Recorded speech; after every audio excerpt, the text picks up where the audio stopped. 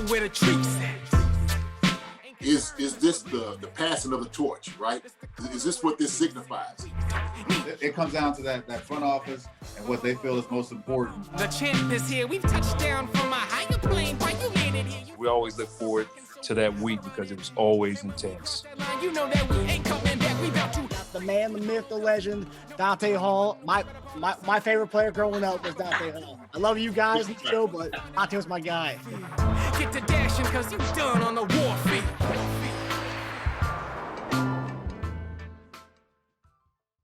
This episode of Chief Concerns is brought to you by BetOnline.AG. Hey there, Marcus Dash here from Chief Concerns.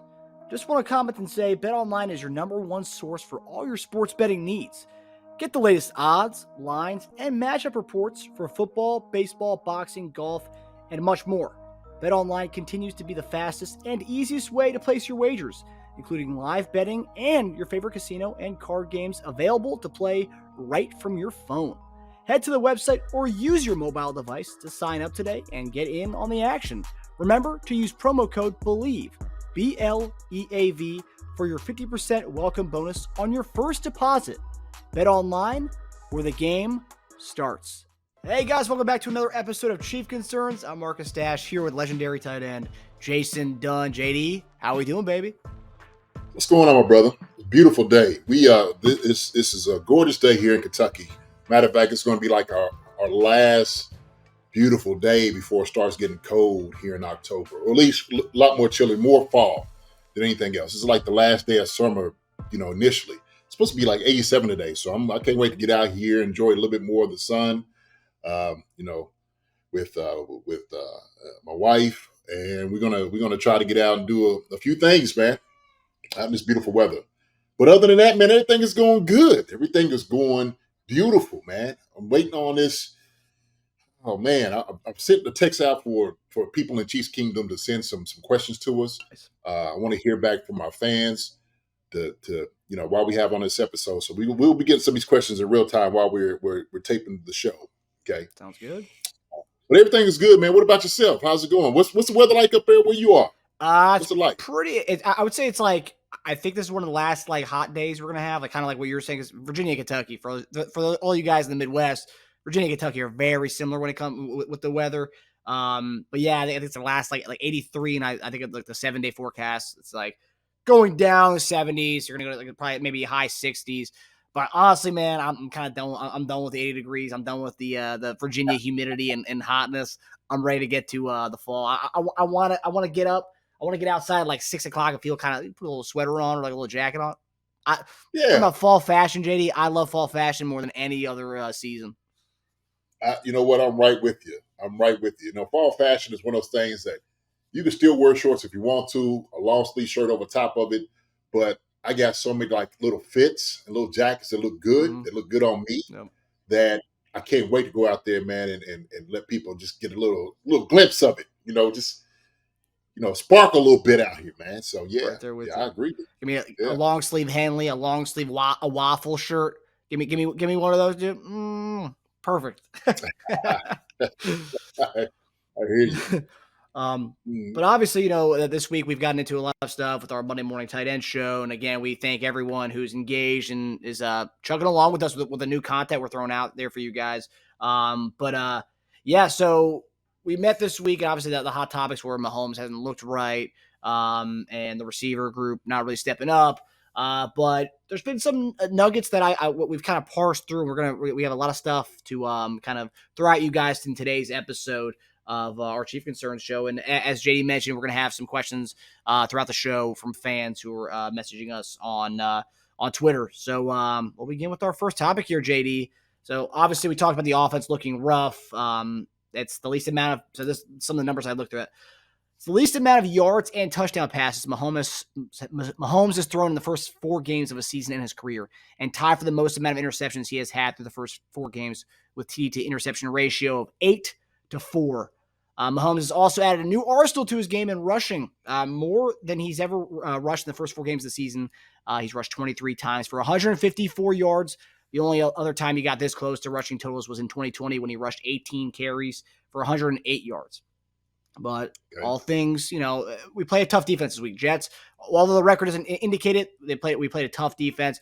However, this week, totally opposite of that. We're going to play the let me see the exact numbers here. The 13th, the Minnesota Vikings have given up the 13th most passing yards in the league and are giving up just under 24 points a game. So night and day compared to the Jets.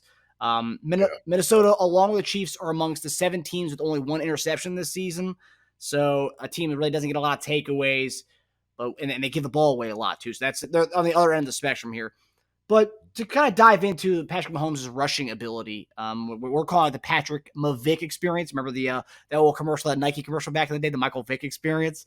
At what point do you think DCs will look to stop his running game, JD? And do you think this could be something that can kind of be the turning point to our offensive woes, where defenses kind of key in on his rushing ability and then thus giving it maybe less guys in the secondary, more openings in the secondary? Because Mahomes said this week, actually making a joke about his rushing, that he says he hopes that these DCs start to put a spy on him because he wants to have that. He says once DCs start to put a spy on me consistently, that's how you know you've made it as a scrambling quarterback in the league. But do you think that is something that we could exploit if DC start to put a spy on him consistently, giving him more avenues to kind of throw in the secondary? What do you think about his rushing ability as a whole so far? So we've always known he has this capability to run the football. He does a great job with his legs, extending the plays. I've always said this: he is probably underrated as a running quarterback. I mean, he really is, because we see in the offseason how hard he works, working on his speed, working on his legs, working on his agility, just working on his athletic ability. So I think he's one of the most dangerous quarterbacks as far as running with his legs. Now, the thing is, because he is so gifted with arm strength and making any throw that's ever been invented, you always got to make sure that you taper, the strongest suit that he has, and that's his arm. That's his passing ability, right? And so that's what more defensive coaches are going to be relying on. They're going to be checking and making sure that they keep that in check more than anything else. But the thing is, because he can hurt you with his legs, you'll have to put a spy on him. I think, if anything, when I see teams start to do that, when they have a linebacker or the nickel guy spying Patrick Mahomes, that makes it more difficult for him to make yards with his legs. And I think it's very good as far as a defensive strategy, especially stopping somebody like Patrick Mahomes. Because that's the thing about it, man. Like, yeah, you could say, oh, well, he passes a lot and he does. He's the top quarterback in the league, I think, and he can always do that. Obviously, what they've shown so far has been a little difficult because of the defense that they've been going against. But without a doubt, you cannot discount what he does with his legs. So, yeah, man, they got to make sure they try to keep that under wraps if they can. It's going to be difficult, though. So, talk to me like from a football perspective. For people who may not know what a spy really does, what would be the drawbacks for a defense's point of view to having to spy a quarterback, and how could that benefit our offense if more teams start to do that? I know it may take away from his rushing ability, kind of hurt us a little bit in that way, but it could also help us in the passing game where you have a guy kind of fixated on Mahomes scrambling. Basically, all you do is you just kind of take a guy out of coverage, taking him out of an area.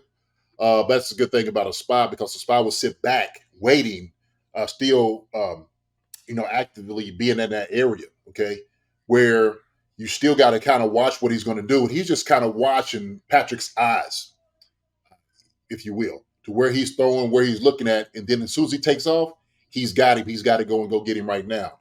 And so he's trying to make him determine that if he's not throwing the football right now and he decides to take off with his legs, I'm going to meet him at that point where he can either make an errant throw, or maybe I could go ahead and make a good tackle. And so teams have been very successful when they do things like that. But that's essentially what you do, is you take a guy out of coverage to cover Patrick Mahomes. But if he's still sitting there and Patrick's still just kind of patting the ball, still looking, the guy is still sitting in space, kind of making sure you don't have any of those. Obviously, it's going to be more of the shallow routes that guys are running, okay, which we like to throw a lot of also too. So yeah, that's what essentially what happens. Yeah, it's that everyone's supposed to be getting one of those today, JD. Oh, okay. I'm like, It was a worldwide test. oh, I got you. Yeah, that's right. I knew that. I knew that. I was just making sure. Okay. So yeah.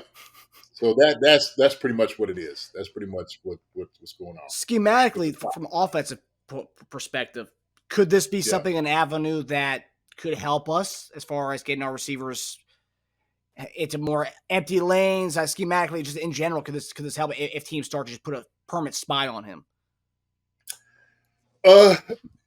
You can try to game plan it. You can. You won't really know until you actually see it if a guy's spying you or not, because a guy can just sit back and he might be taking somebody. Hey, yours I'm is just going getting off. it now.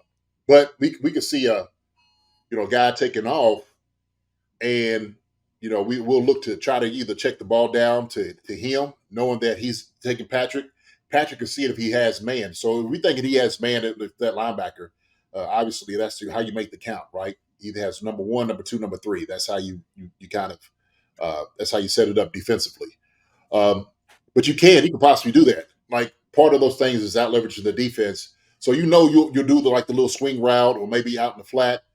So if a corner doesn't come down and get him, and if the linebacker's not pushing out to go get that guy, you can kind of dink and dunk in those areas all the time.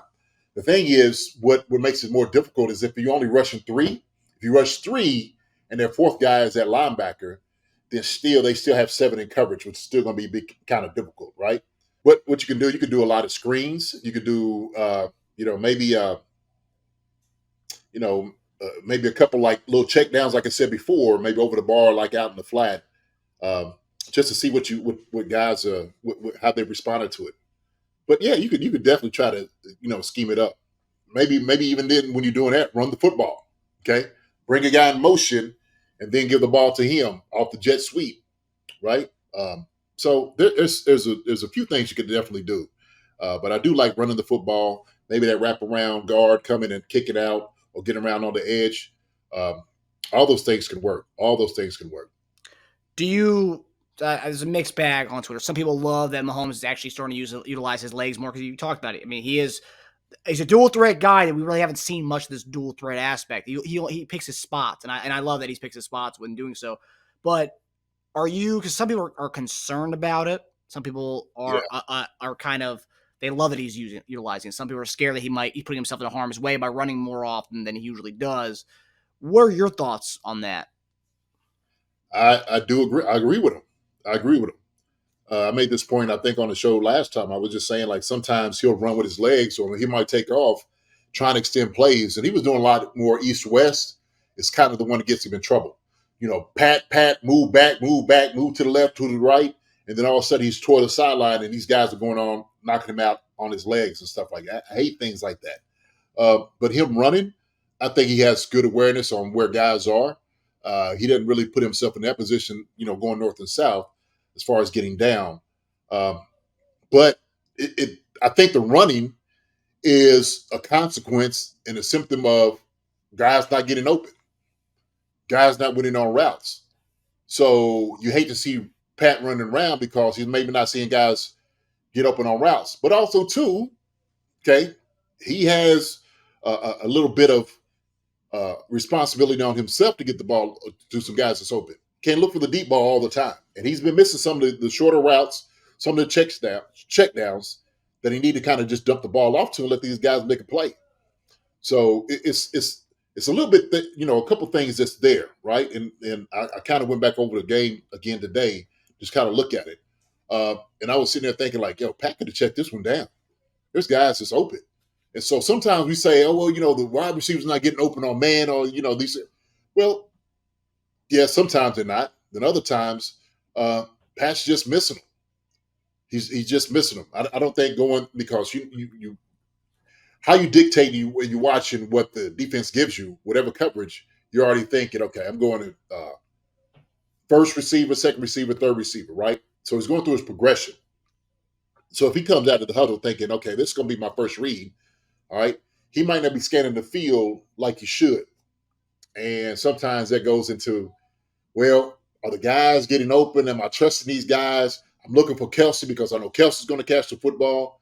I'm looking for the deep play because it's always been open. I got guys who can run deep. But sometimes you just got to be safe. Sometimes you just got to be more headsy as far as like what you're trying to do with the offense, just moving the chains. Okay. And sometimes it is just taking that 5-yard little dump off and then, play the next play. Yeah, it really feels like it's kind of a repeat of 2 years ago when teams started. We talked about this at post game where the teams started around that too high shell against us, and Pat wasn't being patient. He wasn't taking what he's getting, and he did a great job of that last year.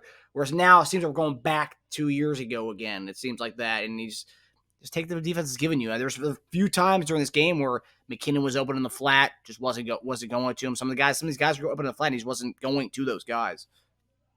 Well, it is. It's like the adjustment, right? Because Tyreek Hill was so good at getting behind defenses. We was killing defenses all day. Didn't matter what you was running. Tyreek Hill was getting open. He was getting around guys, getting past guys. And Pat knew he could just throw the ball up to him because I know Tyreek's down there somewhere, right? Yep. That whole deal. But now, because you have to adapt to what you see defensively and with the guys that's playing around you, now you got to do some things differently. Now you got to have a whole different mindset and mentality of your thinking with the progression of the plays and, trying to get the balls to certain guys. But also, too, like I said, the check down, right? You got to go to the check down now. Like, hey, Pat, listen, they're going to keep running deep. They're going to make sure we don't beat them deep. They're going man. Somebody's going to be open. Get the ball out of your hands right now and get it out quick. Get into a rhythm. And I think it helps out, too, because sometimes I see this. I see when he's starting to pat the ball, he's starting to use it with his feet. He's getting out of rhythm, okay? And it almost hurts us more than it helps us. It hurts him more than it helps him. So a lot of it has to be the trust on the guys, and it has to be some of him. It's got to be some of the receivers. Just kind of get this thing put in order, man, really. And I think they'll just figure it out. This is still a young group. They're still learning each other. All the guys, I mean, think about it. You said 2 years ago, who's here from 2 years ago on the wide receiver? That exactly, right? I mean, that was the thing about it. There was always a carryover. There was always somebody still here that knew the system really well as far as like getting open and stuff. Ain't nobody here from 2 years ago. There's nobody. So only one that's the consummate guy is Travis Kelce. And we can't keep putting it on his shoulders. Everybody's, well, he's slowing down. No, listen, he's not slowing down. Travis is, we can't keep putting it on his shoulders because defenses figuring out 87 can't beat us. Beat him up, grab, pull, whatever you need to do. Those things take a lot out of a guy. And so they know, like, I promise you, they are telling the linebackers, safeties, everybody, hit Travis Kelce as much as possible, grab him. If they call it, so be it. But what you're going to do is you're going to make sure you get him out of the game.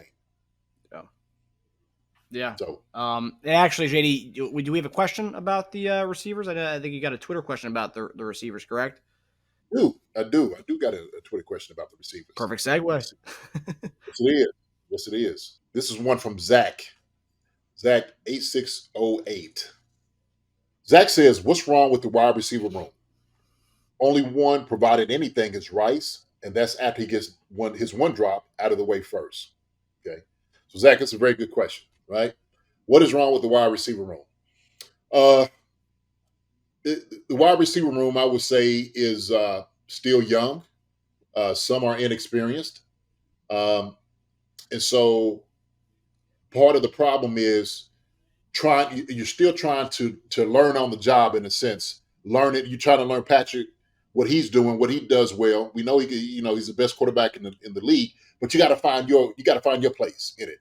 You got to be able to work around and get open and give a target for it. That's part of the problem with the wide receiver room. Is because it is young and is somewhat inexperienced. And so if we're looking at Rashid Rice, who's a rookie, to come in and he's the guy that's provided more of the juice, the energy here, that's a problem. That's an issue. Now, I do think with Kadarius Toney coming back, I think he's getting healthier each and every game, okay, each and every week. He's going to be big for us down the road. Same thing. I've asked where has MVS been? Where has Sky Moore been? Sky Moore and MVS can't disappear in games. We got to be able to set some things up where they could, definitely get open. And then Pat's got to find these guys, okay? Certain plays got to find these guys. These guys got to come to Pat and say, I'm going to be open. I'm going to make sure I'm going to make a play for you. Justin Watson has done pretty well the first few games, but then all of a sudden he disappears. And so these are things we just can't have from the wide receiver room. They got to make sure in that room, okay, in that building, they got to challenge themselves to be better. They got to challenge themselves to make plays. And that's where they got to find themselves. So even if that is Justin Ross, right? We said this is not a popularity contest. Justin Ross got to do everything he needs to do to get on the field, okay? Because they're not going to put him in if he's not making plays in practice. So there's something that's not going on in practice that warrants him getting snaps. So I think that's the problem in itself. It's the youth, the inexperience is the big issue. Yeah. Well, good question. Thank you. That's a great question. And as we mentioned, pointed out on Twitter, and we talked about it last show, MVS has not exceeded 2 catches throughout the season. I think he's got 2, 1, 1. I don't know how they order, but 1 catch, 2, 2. And then Sky Moore has come up catchless twice in the 4 games so far. Obviously, 4 games. We was talking about second year for him, but we're a team that's ready to go right now. Like, we can't be having these lapses, at least, whether it's quarterback not finding the guy or receivers not being able to get open. Something's got to give. And Andy Reid actually mentioned that today, that no receiver is really going to tear it up this year, because it's going to be a different guy every week kind of thing, and everyone's getting reps. Although I do got to say everyone's getting reps. However, Justin Ross is the only one whose reps went down this week and only getting 4 snaps. So hopefully, and as we said, Ross was working out with Mahomes all summer. He's pretty much staying with him, working out in his backyard. So, like, there's got to be rapport and chemistry there, and we're not there in practice. We don't know what's going on in practice, what he's getting. But Andy Reid said the young guys we're bringing them on. We're bringing them along slowly. He might be one of the guys they're talking about. But I think this is the point where I think I made the comment on Twitter that, like, if we're talking about guys, Sky Moore, 2 games catchless, MVS, two catches, 1 catch every game so far. Like, giving Justin Ross more reps. Yeah, you're going to give him 4 reps. That's fine. But, like, let's give him a little bit more so we can actually see what he can do. Because I think 4 reps, 8 snaps in one other game, it's not enough to see what a guy can do on the field. And, like, giving him a little more to maybe make a play. And worst case, what he goes cashless, that's what Sky Moore's giving us on 50 snaps, you know? So it's like, worst case, he goes against 0 catches. That's also what we're getting from other guys. So it's like, at least see what we have from some of the other guys. That's my point with it. But again, we're not in practice, so we don't know. Yeah, and that's the reality, man. We're not at practice. You know, it's not like these coaches say, "Well, we don't like this guy; he's not going to play." They're making the decision, the determination based off of what he's giving out there on the field. And so, if they're sitting there saying, "Okay, look, Justin Ross deserves to have more snaps than MVS. He deserves to have more snaps than Justin Watson. He deserves to have more snaps than Rashid Rice or any of the other guys, whoever it may be." Then they will make that decision. Like I said, it's not a popularity contest. You know, it's not one of those. This is not Rudy, okay? It's not let him play. It's none of that, okay? It's not the movies. It's not Hollywood. It's not Rudy. And as much as we root for a guy to come in and play, it ain't gonna just happen. You know, Eddie Reed ain't just, they want him, let him go in, right? Not how it works, man. Not how it works. I'm sorry. That's not how it works. I know. I read from Adam Teicher that Sky Moore and MVS went to Andy Reid's office and gave him their jersey until asking Ross to get more reps. Hey, coach, yeah, he deserves to play. You can take mine. Hey, man. Damn, look. Hey. You can take my reps. Yeah, you can take my reps. Yeah, right. Okay. So I'll tell you what, yeah. though, some fans in Chiefs Kingdom would be very happy if that happened, though. Yeah, I'm sure. Let me get another question, okay? All right. This is from Chad Avery. Okay. He's got, he does some good stuff. He said, I thought we saw Spags overthink the scheme a little too much versus the Jets. I recall getting burned dropping D ends in zones 10 to 12 yards deep on several occasions. That is true. It happened with FAU on a play to Garrett Wilson in the first half. It happened to Dana in the second half. Thoughts?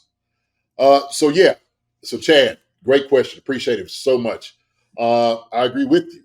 You know, look, when we zone blitz and we decide to drop the defensive end off in coverage, we know that we're putting an inferior pass defender against, the receiver. But all we're trying to do is make sure we get space. If we're doing the zone blitz, we got to bring more guys, okay? I think the time we only brought 4. And sometimes I think you almost got to bring 5 from things that they can't necessarily see.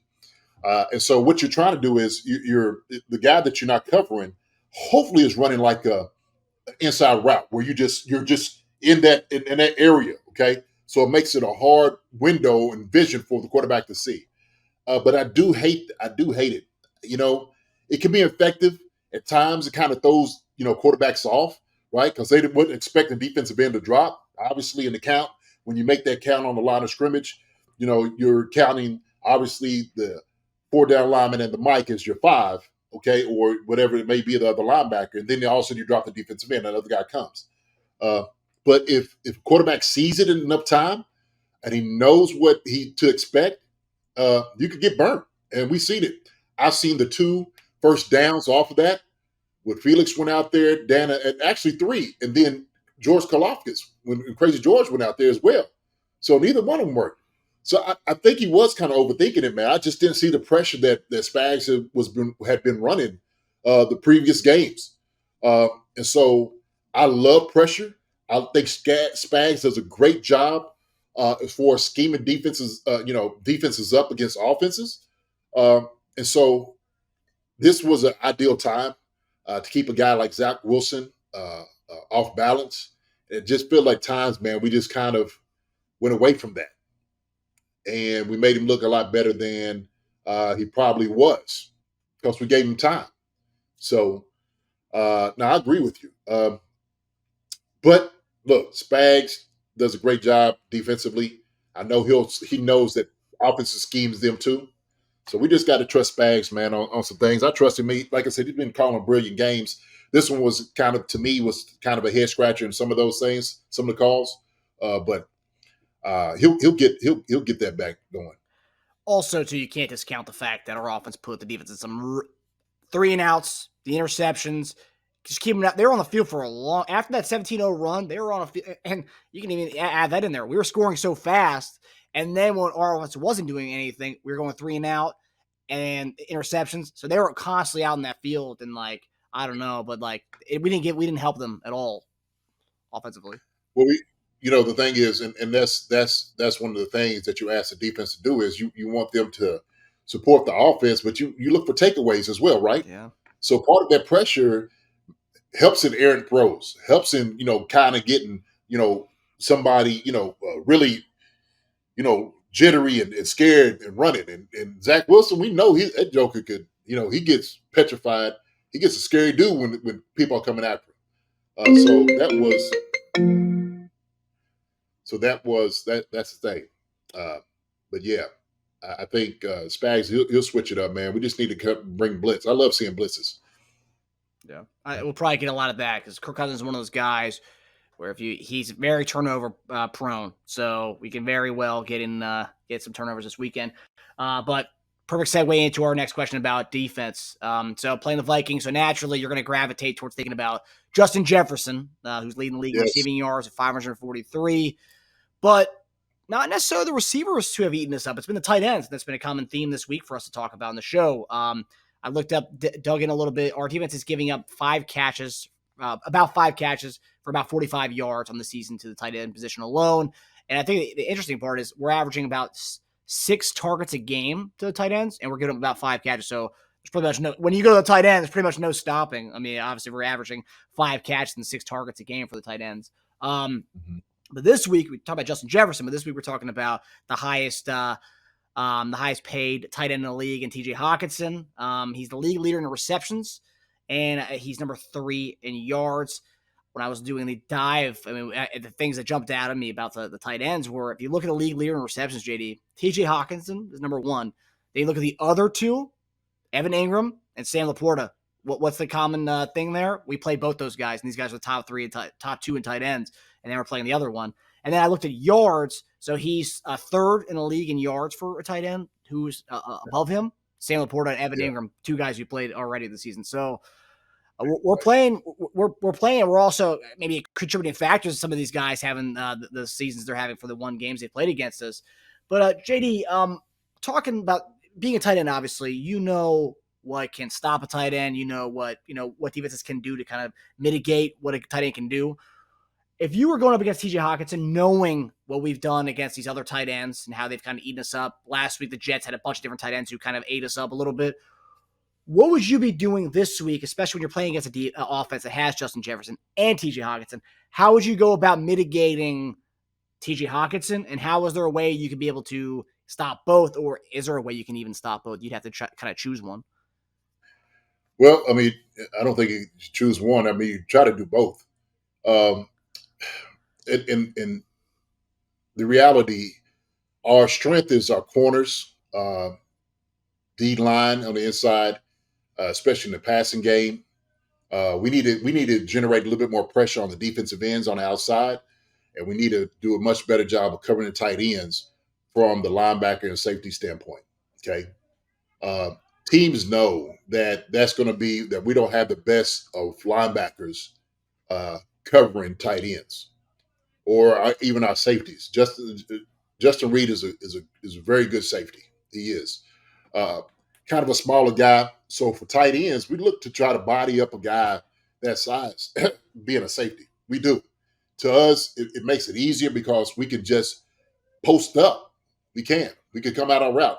Those guys got to get through our body. A little bit more difficult with linebackers. The linebackers just got to put their hands on a guy. You got to put hands on a guy early.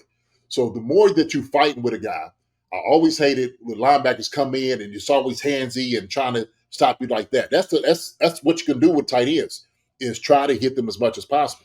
Try to beat their hands up as much as possible. And so I'm hoping, Willie Gay, Bolton's going to be back this week. Hopefully, I mean, he's still on the list, but hopefully he'll be back this week. And Drew Tranquil does a good job of covering guys. We just got to be a little bit more physical with these tight ends than we have been. And here's the thing. All those tight ends, the one that you spoke of, Evan Ingram don't like physical stuff. He hates it. Okay.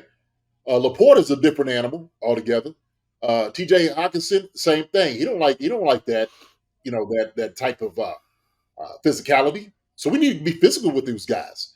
So to me, that's what you do. You got to be physical as much as possible. Now, like I said early in the segment about, them trying to beat up Travis Kelce, we got to do the exact same thing with their tight ends. And I'm talking about every chance you get, tug, pull, hit, beat up while you can, okay, to negate everything that what his ability does. TJ Hockenson is the highest paid tight end for a reason. He's not better than Travis Kelce, in my opinion, not at all, okay? But he's a great tight end. So I'm not taking anything away from him. So the thing is, you got Justice Jefferson. That's a huge task out there. It's huge, okay? We got a monstrosity on our hand trying to deal with him, okay? And what you do with him, you got to bracket cover to him as much as possible. You got to try to physically him up too. He's got a really skinny body, but if you don't get your hands on him, open up, man, he'll eat your lunch. So I think it's what you have to do, man. You got to try to bracket, double cover two, whatever you have to do against him, and then also too with the tight ends, man. You just got to get physical with him, man, and beat him up. Is that, based on what you've seen so far, is that a lack of what you're seeing out there? There's a lack of this, like, getting in their face and kind of like being handsy with them? You know what? To be honest, the teams that we had, because you can do a lot of play action because of they're obviously who they had in the backfield, right? It's true. So that helps with bringing the linebackers up because they got to read the play first, okay, and then of course the tight end gets behind them. So that affects everything. But yeah, Willie Gay's got to do a much better job. We sometimes get lost in space a little bit. He's not the best at covering tight ends. He's got a lot of speed. He got closing speed. Once he recognizes something, he's got that athletic ability to go get it. Yeah. Okay, just the initial thing of just recognizing everything is the issue. So we know that their running game hasn't been very good. Mm-mm. Okay, ever since Dalvin Cook has left. So I don't think we worry about as much as the run as we do the pass. Okay, and so that I think if we hold everything on the line, we should be fine. Yeah. Shouldn't be a problem. Yeah, the one thing I will say, Minnesota, the running game hasn't really looked great this year, but they have Madison, talented back, and also they just got Cam Akers 2 weeks ago. So they have two guys who are capable, so that's something that they shouldn't sleep on as well. No, they shouldn't. I don't know, man. I got Cam I held him as long as I could. but he's a guy. He could catch the ball out the backfield. He could do a lot of different things. I still think that's going to be their forte is throwing the football more than running it. Yeah. So, like I said, everybody up front do a good job, then we'll be fine. Look, don't talk about him a lot. Did a pretty decent job last game. Heck of a job. So we need another performance from Nandi. Okay, need to see you, big fella. Another good performance from you. Yep. No, I agree. Yeah, he stepped up this year. He looks really good. He looks like a guy who's on a 1-year deal, JD. Yeah, no, shoot. Hey, man. Shoot, go get paid. Do what you need to do. But we need some more attitude like that, big fella. Okay? Need some more attitude like that. Yeah. Earlier, Mike Edwards was talking at presser. He said, talking about Justin Jefferson, quote, tackling, swarming to the football is the best way to slow down Vikings wide receiver Justin Jefferson. He's going to get his because he's a good player, but it's all about limiting the damage. That's what he said about Justin Jefferson. Hey, you can't stop him. Just hope to contain him. That's it, right? Yeah. Hey, he's a dynamic player, man. He is dynamic. He's a bad boy. Yes, he is. I'd love a guy like that in our offense, JD. It's Kansas City Chiefs football season, and it's time to look the part. Chiefs Concerns is partnering with SpokenForest.com to get you suited up for the season. Use the discount code CC10 to get you right for the remainder of the season. They have high-quality t-shirts like this Travis Kelce t-shirt with both of his nicknames on there.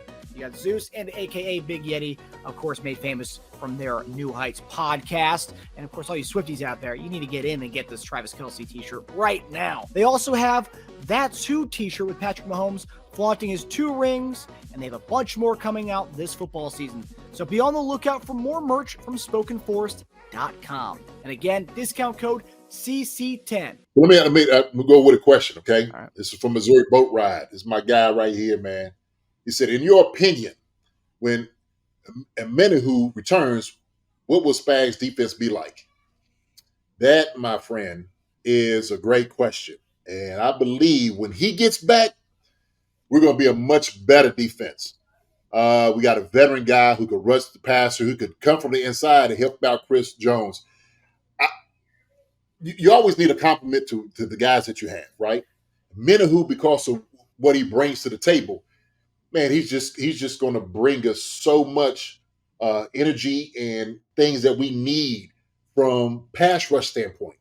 We need that. He does a great job with his hands, and that's what I love. He can get on the guys and push them back. So we're going to be much better defense. This last week was a little bit because of how things were. He's just going to step it up even better from having his presence out there, man. And I know once he gets back, he can't wait. When the guy's sitting out there and he hadn't been out there, hadn't had any type of physicality and did any football stuff, he's going to come in like a scalded dog, right? Yep. And hopefully, man, he'll come in and just wreck shop. But we will have a significant bump as far as defensive wise with Menahu's presence back. No doubt about it. I agree. Yeah, I know a lot of people are talking about Randy Gregory got cut, and we should throw our name in the ring for that. It's like, no, not really. I mean, I don't know, obviously, much about Randy Gregory. Obviously, he's been a productive player. That's why he got that big contract in Denver. Hasn't really worked out in Denver. That's why they ended up cutting him. They wanted to stick with their young guys. But, people forget, we do have Charles Menahu ready to go in a couple weeks. So, there's no need to bring in Gregory.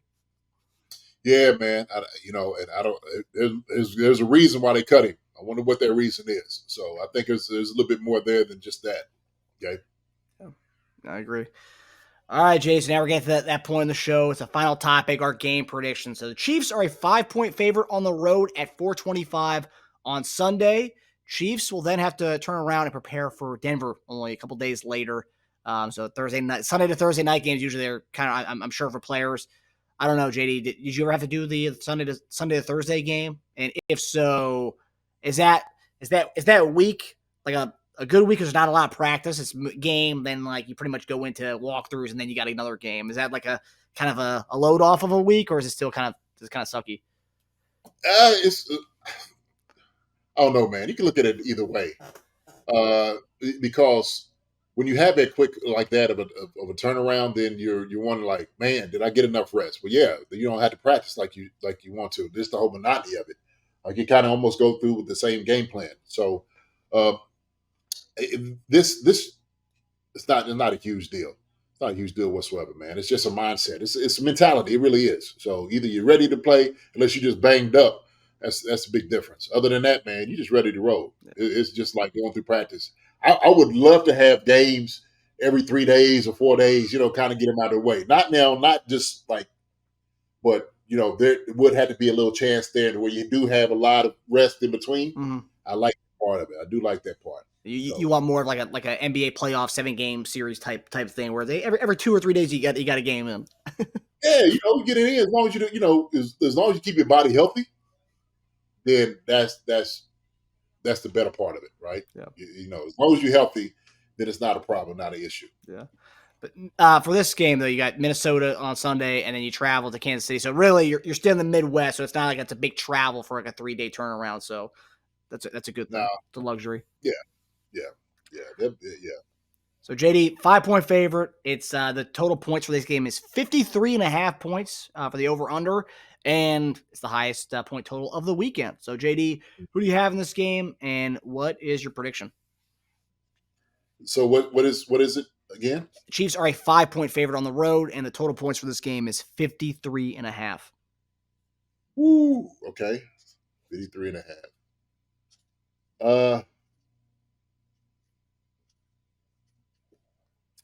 So I have right now, I got the Chiefs winning 31 to 24.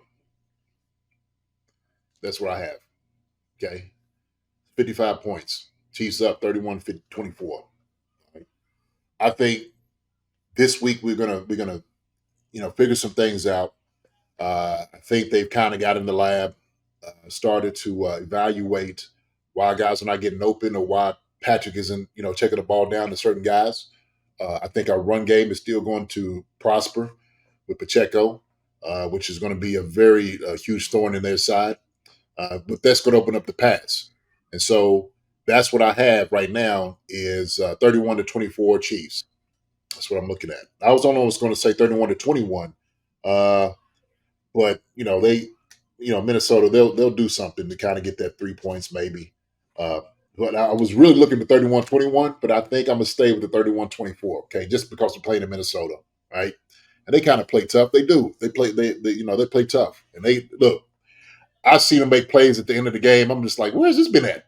The whole game. That's what the end of the game when they get beat, they just start making plays. I'm just like, if y'all thought about this whole thing earlier, then y'all wouldn't have to be in this predicament. Y'all should have just been doing this all along. But I don't know, man. That's just like the how the game, man, how it just works. How it just works. Yeah, that Thursday night game against Philadelphia is a perfect example of what you're talking about, where the entire game they're not doing anything, and all of a sudden, second half, Cousins throwing out there 300 yards in one half. It's like, what the hell? Where's this been all game? Exactly. Yeah. So, my prediction, I'm going to go 34-21. So very similar to what you got. I think this game's calling for an offensive explosion. Obviously, the Vegas thinks so with the points. And quite frankly, if you're a bettor, I haven't looked at the numbers where the public's money is at on that. If you look at the Chiefs games, like 53.5, their offense doesn't look good anymore. I don't know. So I think a lot of people are going to be taking the under in that game, which is begging for, I think, maybe it could be an offensive explosion for us that we haven't seen in a few weeks. So yeah, I think we come out and put some points up, and Mahomes looks like the MVP again. Yeah. I think we get back on track. Okay. And I think this guys getting tired of hearing in the press and everywhere else on Twitter, wherever, the family and stuff, y'all not getting open on one-on-one. And what are y'all doing? How bad are y'all? We need to get new guys in the building. And if I was the guys, I'd go and lock the door like, listen, I'm tired of hearing this. I'm tired of hearing we're not doing our job. We're not getting open. We're not making plays. We need to change this, okay? I'm going to make sure we're putting on everybody in this room, okay, to do a much better job and to do our job and make sure we're there for everybody else. Patrick Mahomes, Travis Kelce, Andy Reid, the whole Chiefs organization, the entire Chiefs kingdom, the whole base, okay? We're not going to be the weak link. At some point, man, somebody's got to step up and say that. I don't care who it is. I don't care if it's a rookie coming in. I don't care if it's Justin Ross who hasn't been getting reps. Let him be the guy, okay? And I hope Andy's sitting over there with his ear to the door listening to see who it is. Like, okay, that's what I wanted to hear. That's exactly what I want to hear. But yeah, man, I think we got to get this offense thing back on track. So I got another question. So for a guy, okay, to ask, and it was a very good one. And so it's AKR, all right. AKR says Noah Gray had 32 offensive snaps, but only 12 offensive snaps on passing plays. With the wide receiver seemingly struggling, do you think we might see more 12 personnel on passing downs? And with Pacheco rolling, maybe more play action from 12 personnel as well? Okay, very good question. I'm a big believer and lover of 12 personnel. I love it. I absolutely love it. 12 personnel, you got to make sure that we do have the personnel who can go out and catch the football. So we have that. We know, look, Noah Gray caught the touchdown out of 12 personnel. I think we need to have a few more of those packages in where we try to get him the football. He's a bigger body up linebackers, safeties. He'll do a great job. So, yeah, I love 12 personnel package. It helps out in the play action. It helps out with blocking. They do a good job wrapping around, getting up for linebackers. In the running game, our tight ends, specifically Noah and Blake, have to do a better job, okay, in the running game. I've seen a lot of kind of tiptoes, man, going up to linebackers. I don't like it at all. So if we want more 12 personnel, they got to do their job in the running game too, okay? Because what I'm seeing, defenses are seeing this also. And linebackers are seeing this. Defensive ends are seeing this. And if I see a tight end come tiptoeing, I'm trying to shorten his neck. So these guys do a much better job. I know these guys can do it. Blake, Noah, I know you're going to do a much better job, man. I need to see y'all more physical in the running game, man. Okay? From tight end to tight end, I need to see more of that, man. Y'all got it in you. Go out there and go show it, okay? That's all the time. All right? So, good question, AKR. Good question, all right? Yeah, great questions across the board from all the fans that engaged with us today.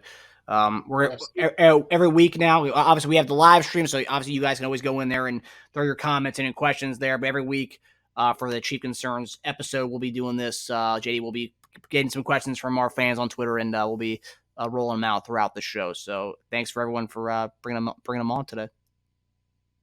Appreciate it, man. We talked about the engagement, and I said we love it. We talked about engagement, and we love it. We love our fans. Again, one more question.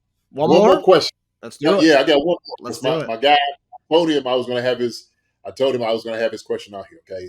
Clayton Butler, all right? Clayton asked his question. It's a great question. He says, do you believe that before the end of the season, the Chiefs and Chris Jones will get a long-term deal done? Woo! I don't know. That's a good question. Maybe they let bygones be bygones, right? Maybe let it be bygones be bygones. It all depends before the end of the season how everybody's feeling. Are there things that people holding grudges and whatnot and get quite what they wanted? Don't know. But that is a good question. At the very beginning of the season, when it first started, after all this was over, I was saying, no, I think Chris is ready to move on. That's my opinion. Okay? I think he was like, look, they're not looking putting money in my pocket. They didn't really prioritize me on this. Maybe I should go out there for free agency. But when we see his presence, we see what he's able to do, and how everything works out toward the end of the season, I think they will touch it. They're not going to touch this. They're not going to touch it at all. I think they're going to let everything just play out and go from that point on, man. Clayton, appreciate it, my brother. I appreciate you. There was a report yesterday that he could get a $30 million extension by the time the season's over. So, okay. It'd be funny if that's the case, because we were arguing but that maybe that's they're getting confirmation that the tab's going to go up next year, the salary cap's going to go up next year, and $30 million extension can be had for him now. So I don't know. Hey man, I don't know. We'll see. We've heard promises before. We've heard a lot of different things before. Yeah, we heard Chris Jones was going to get one. We heard Tyreek Hill was going to get one, and then neither happened. Business. So It's business. Yeah. But Take it with a grain of salt, man. All right. Yeah. Appreciate you guys. Thank all of y'all for all your questions. Really, I couldn't get to all of them, but I love this. If y'all can, send me stuff, and I'll send it out. Like before we do our episode or we'll do the live, please come on, share. We love engaging with you guys, talking to you guys. We love each and every one of you fans, man. Y'all continue it, man, and we'll keep giving y'all good content. Keep talking about some good Chiefs, man. Concerns about what the Chiefs all about. yes, Okay? yes, sir. Yes, sir. And JD, love you, buddy. Guys, we love all our fans. We love the engagement. You guys have been giving us so much love. And of course, you guys, please give us solid reviews on Apple Podcasts. I saw we got a great review the other day from our guy, Zachariah. Amazing review that he left us on Apple Podcasts. So please, guys, help us out, help the podcast out. We'd love to hear some of the reviews you guys have. And then also, of course, we'll see you guys Friday with our betting show. And then, of course, Sunday, right after the game, we'll have our post-game show where all you guys can, of course, both shows, you guys live streams, you guys can come on in and 32 cents in there. So check us out, man. Bleacher Report, man. Come check us out. We're going to make sure you get out there, man. Come send us some stuff. Hi, everybody. Thanks for watching. Subscribe here to get the latest from the show. Also, be sure to check out the best clips from Chief Concerns. And if you prefer to listen to the show, subscribe and follow us on Apple Podcasts, Spotify, and anywhere else you get your podcasts.